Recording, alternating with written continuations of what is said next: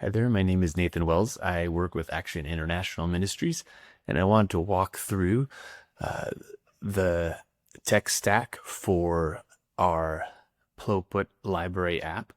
Our goal in making this app is that we would obviously be able to use it for our organization in Cambodia, and but we also wanted to make it easily customizable for other organizations so that those who don't have the capability to create their own app can actually utilize our code base and our tech stack and launch their own app for their own organization, mainly to allow for users to read a daily devotional as well as have access to ebooks and audiobooks from your translation ministry.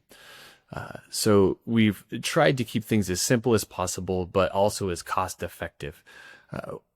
When you do something on a budget, sometimes that can mean there's a lot of steps and complex steps that you'd require a developer in order to be able to accomplish. So we've tried to balance the two, keep things extremely cheap, but hopefully simple enough that even if you don't have a tech background, you'll be able to set this up. So what we've done is created a one-click deploy for all the back-end server-side stuff that you'll need, basically. It's using Strapi. If you don't know what that is, it's fine. And a Postgres database, and then we also have automatic backing up of that database using Railway. So Railway is a super cheap, super slim, but also really easy way to deploy applications on the internet. So if you want the minimum, basically it would be $5 a month. For our organization, we pay 20 just to allow for better speed and such. But even at $5 a month, you'd be fine. And then we're going to integrate. So if I say deploy now, we're going to integrate with Cloudflare. So Cloudflare is free for most. Our organization has never paid for Cloudflare. And basically you host your domains here. You can buy domains or just transfer them, or even just point your domain name servers to the Cloudflare account. You will need to put your domains in Cloudflare if you haven't already. There's plenty of tutorials on the internet on how to do that. Once you do that, we're going to be setting up an R2 bucket, which is basically a hard drive on the internet.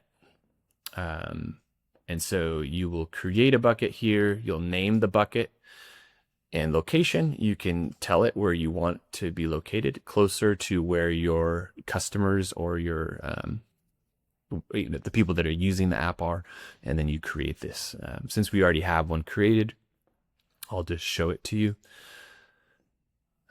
So here we have a bucket, and it's already, you can see there's already some things in there. And so what we will need, though, is API codes in order to integrate this. So we will go to Manage API Tokens, and then we'll create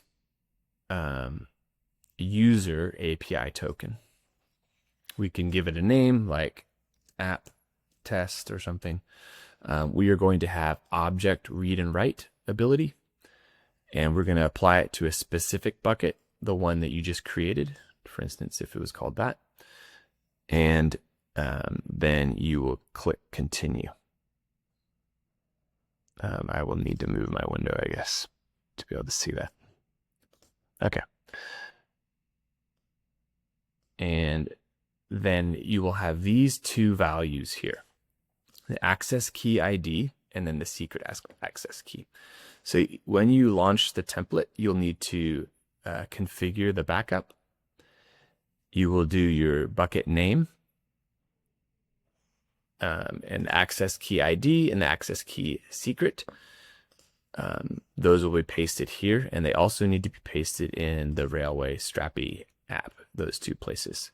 All right, so those are the two things. And then this right here is the URL that you use in the .cf endpoint. So there and here you will paste that. The bucket name in this case is, I'll just exit out of this and we'll look again. The bucket is PlovPit app.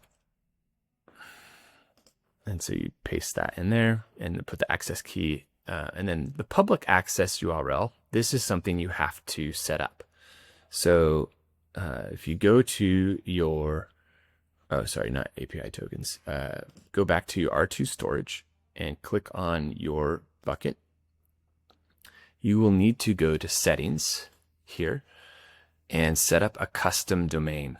This is important because if you don't do this, you can't upload something larger than 5 megabytes, which is prohibitively small. So you will add, and basically we recommend doing a subdomain of maybe the domain of your main website. So in our case, we used app.plovpit.com, but you could do whatever, like media.plovpit.com. And then you will connect this. This will automatically set this up. Since Cloudflare manages your domain, it will automatically put in the subdomain and everything that's necessary. And then this right here will be your custom or public storage domain, which once it's set up, it looks like this. And our variables, we will see the public access URL. You do HTTPS and then app in front of it. So you'll get that from here, but add the HTTPS in front of it, and you will paste that here. Oops, that was too large. Like that. And you'll do that in both places. And then once those are all configured, you click the deploy button and it will start deploying, and you'll come to a page like this that it will start, telling you that it's deploying. And once it's all deployed, then what you'll have to do is go to your settings on the Strappy Railway app here, and you will scroll down and you're going to add a custom domain. This does have some manual steps. And so you'll add a custom domain, and I'll just say test.plovpit.com. Okay, and you say add domain. And then what you'll need to do is create this entry. So we'll copy it here in Cloudflare. So we'll go to our account home, go to our domain where we're going to host this, and click on DNS. And then we're going to add a record. If you look here, it says add a CNAME record. So we scroll here and say CNAME. The name is test, and then the target, we paste that. And then we would save it. I'm not going to save it because I was just testing. And then you can access your app through that record. And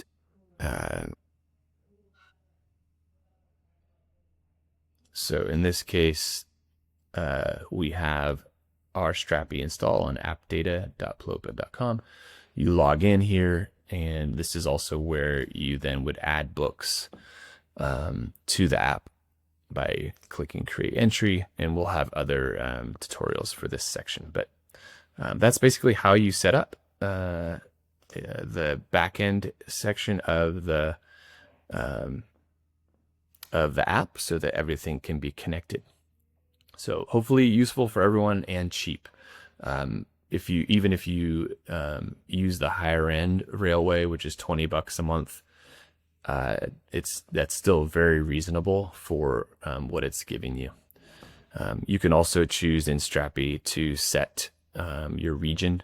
So we're in Cambodia, so Southeast Asia, but they have other regions as well that you can use that might be closer to you. So I hope that's helpful. And we look forward to how these apps will be used for the glory of God throughout the world.